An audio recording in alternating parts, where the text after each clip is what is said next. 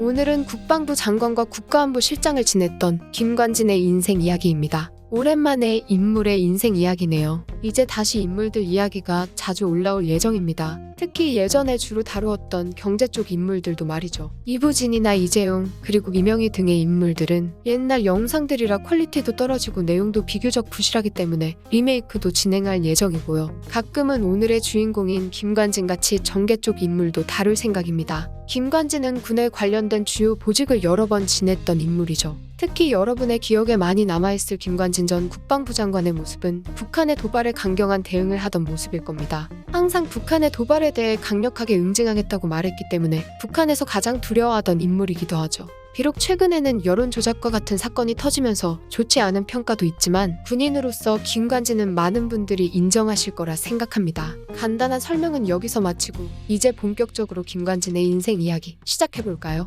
1949년 여름 전라북도 임실에서 태어난 김관진은 어렸을 때부터 성적이 우수했습니다. 당시 경쟁률이 상당히 높았던 육사 28기 시험을 별 무리 없이 합격하면서 소위로 임관하게 되었죠. 김관진은 육사에 합격만 했던 것이 아니라 전체 기수 중에서 딱 한 명만 얻을 수 있는 독일 유학의 기회까지 얻어냈습니다. 서독의 전투병과학교로 향한 김관진은 충분하지 않은 돈 때문에 대충 끼니를 때우며 공부를 했죠. 독일 육사도 우수한 성적으로 졸업을 했습니다. 약간의 문제가 있기도 했는데 독일에서 학사 학위를 주지 않아 꽤 긴 세월을 학위 없이 보냈죠. 이 문제로 육사에서는 서울대학교 위탁 교육의 기회를 제공하겠다고 했지만 김관진은 군인이 되려 임관했다는 이유로 위탁 교육을 단칼에 거절했습니다. 이후에는 학력도 인정되어 명예 학사 학위를 받았고요. 영관급 장교 시절부터 굵직한 이력을 쌓으며 원래도 군인으로서의 앞날이 창창했던 김관진이었지만 독일 육사 교육까지 받으며 김관진은 군인으로서 탄탄대로를 걷게 됩니다. 1978년 수방사 중대장에서 5년 만에 제15보병 사단의 대대장까지 지내게 되죠. 이후에는 육군본부의 총괄장교와 국방부 818 기획단의 법규과장,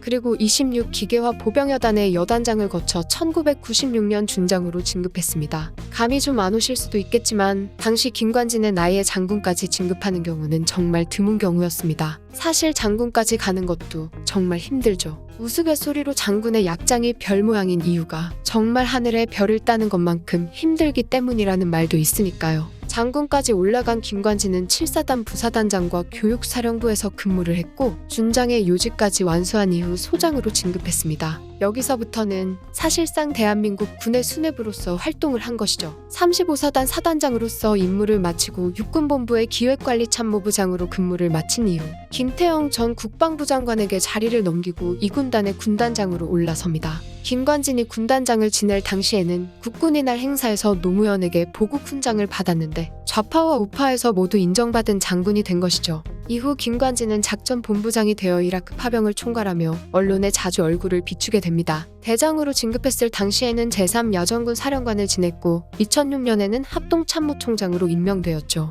참고로 합동참모총장은 대한민국 군대 내에서는 가장 높은 보직입니다. 이 시기에 평탄할 것 같던 김관진의 군생활에는 한 가지의 큰 사건이 벌어지는데 바로 2010년 연평도 포격이죠. 북한 측에서 그 어떠한 선전포고도 없이 감행한 연평도 포격전으로 대한민국은 큰 충격에 빠졌습니다. 여론은 북한의 도발에 언제나 마땅한 대응을 하지 못한 채 끌려다녔던 국군이기에 이번에도 마찬가지로 제대로 된 대응을 못하고 넘어갈 거라는 의견이 지배적이었죠. 포격 이후 바로 해병대가 북한을 향해 대응 사격을 했지만 사건은 예상대로 흐지부지 끝나버렸습니다. 이때 이명박은 강경한 대응을 항상 주장했던 김관진을 국방부 장관으로 임명하죠. 국방부 장관이 된 김관진은 계속해서 선조치 후보고를 강조했고 연평도 포격전으로 희생된 사람들을 기리는 행사에 모두 참여하며 강경한 대응의 의지를 불태웠습니다. 그리고 김관진의 강경한 대응을 볼 수 있는 사건은 얼마 지나지 않아 일어났죠. 2011년 1월 3호 주얼리우가 소말리아 해적들에게 납치당하는 사건이 일어납니다. 이때 김관진은 국내에서는 한 번도 시도했던 적이 없었던 작전을 시도하는데 바로 인질구출 작전이었죠. 국방부 장관으로 취임한 지 겨우 한 달밖에 되지 않았지만 김관진은 자신이 모든 것을 책임지겠다고 말하며 UDT를 파견하기로 결정합니다. 문제는 이명박이 허가를 해야 하는 상황이었는데 이명박은 김관진에게 피해가 어느 정도일 것으로 예상하냐고 물었고 김관진은 희생자가 2명 이상 나오면 사퇴하겠다고 말하며 작전은 바로 시작됩니다. 우리가 잘 아는 아덴만 여명 작전이죠.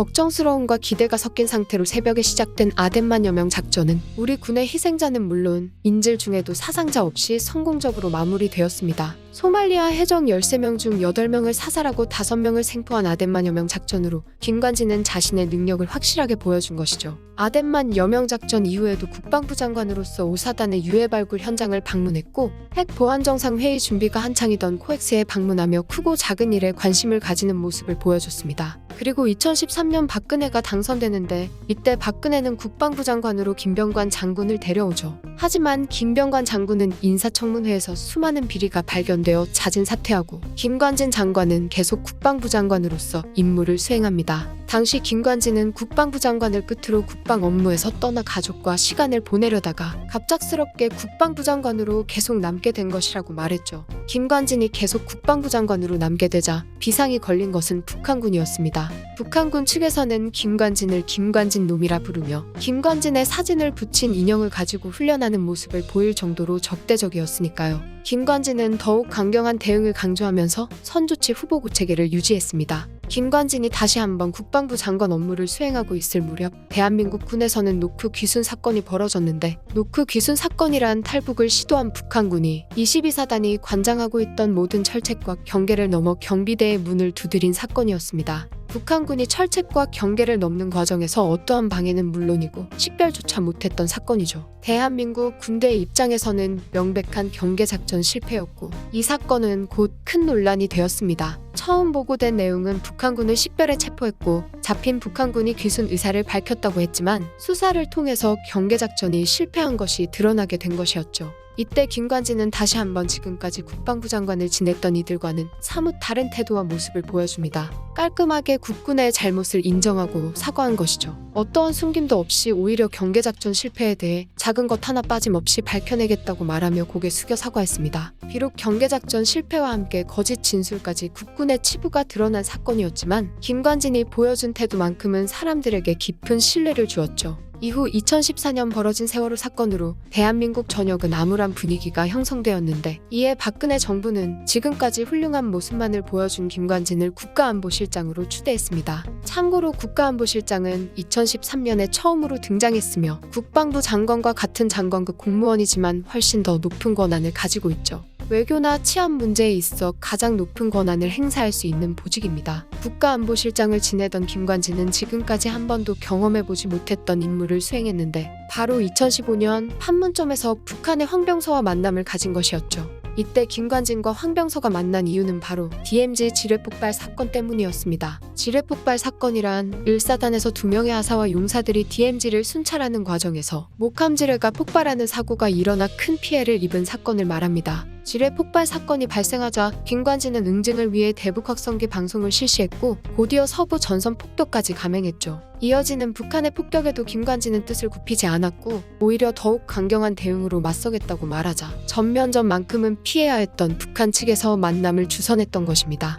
비록 만남에서 북한 측은 자신들의 소행은 전혀 없다고 잡아떼면서 유감을 표했지만 김관진의 이런 강경한 대응이 있었기에 사건이 더욱 커지는 것을 막을 수 있었죠. 판문점 접촉 이후 안보실장 후임이 생기자 김관진은 자리를 떠나며 국방 업무에 마침표를 찍었습니다. 이렇게만 보면 뼛속까지 군인이었던 존경받을 만한 인물이지만 논란도 많았죠. 하나회 출신을 등용했다는 논란이나 미국의 방산업체인 로키드 마틴으로부터 뇌물을 받았다는 의혹 등 많은 이야기가 있지만 가장 큰 것은 국정원 국방부 여론조작 사건입니다. 가장 잘 알려진 게 댓글 부대이죠. 댓글 공작을 직접 지시하고 서명까지 들어가 있었기 때문에 인정을 하고 수사를 받았습니다. 다만 불법인 줄 몰랐다라고 진술하였죠. 그리고 2020년에 2년 4개월을 선고받았습니다. 정치관여 혐의로 말이죠. 국방부 장관과 국가안보실장을 지냈던 김관진의 인생 이야기. 이번 편은 여기까지입니다.